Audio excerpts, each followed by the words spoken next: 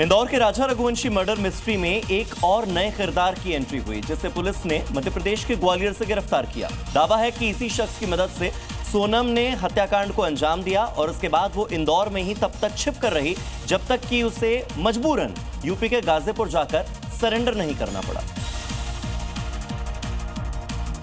इससे पहले तक सोनम रघुवंशी के लिए सेफ हाउस की व्यवस्था की थी लोकेंद्र सिंह तोमर ने।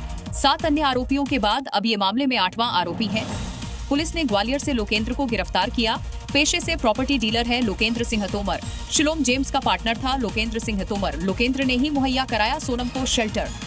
लोकेंद्र इंदौर के इसी फ्लैट का मालिक है जहां हत्याकांड को अंजाम देने के बाद सोनम छिपी हुई थी। उसी के कहने पर उसके पार्टनर शिलोम ने सोनम का वो काला बैग नष्ट किया। सोनम ने कैश और पिस्टल भी रखे हुए थे। इस मामले में जहां राज फोन पर ही इंस्ट्रक्शन देकर अपने साथियों के साथ हत्या को अंजाम दिलवाया, वहीं लोकेंद्र और शिलोम ने सोनम को छुपने और पुलिस की नजरों से बचाकर रखने में मदद की। अब मेघालय पुलिस मर्डर के 8वें आरोपी यानी लोकेंद्र को ट्रांजिट रिमांड पर लेकर अपने साथ शिलोंग जाएगी।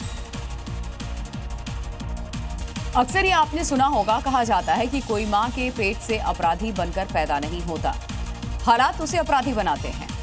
लेकिन यूपी में हालात का हवाला नहीं चलेगा। या तो अपराध से तौबा करना होगा या यूपी पुलिस के एक्शन के लिए तैयार रहना होगा, क्योंकि यूपी के मुख्यमंत्री योगी आदित्यनाथ लगातार चेतावनी देते रहे हैं ऐसे बदमाशों को। तो यूपी के बागपत में अपराधियों ने तौबा करना चुना और जिले के विभिन्न थानों में पहुंचकर उन्होंने सरेंडर किया और अपराध न करने का संकल्प लिया। पुलिस ने इसके लिए विशेष अभियान चलाया, जिसमें जिले के कई थानों पर पुलिस ने बदमाशों को इकट्ठा किया और 10-20 नहीं 120 अपराधियों ने अपराध न करने की कस्में खाई। पुलिस वाले शपथ दिला रहे थे, अपराधी उसे दोहरा रहे थे।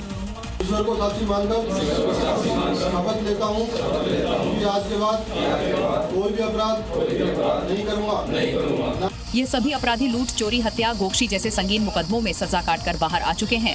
पुलिस ने इन्हें वेरीफाई कराकर शपथ दिलाई ताकि वो दोबारा अपराध की ओर ना मुड़े।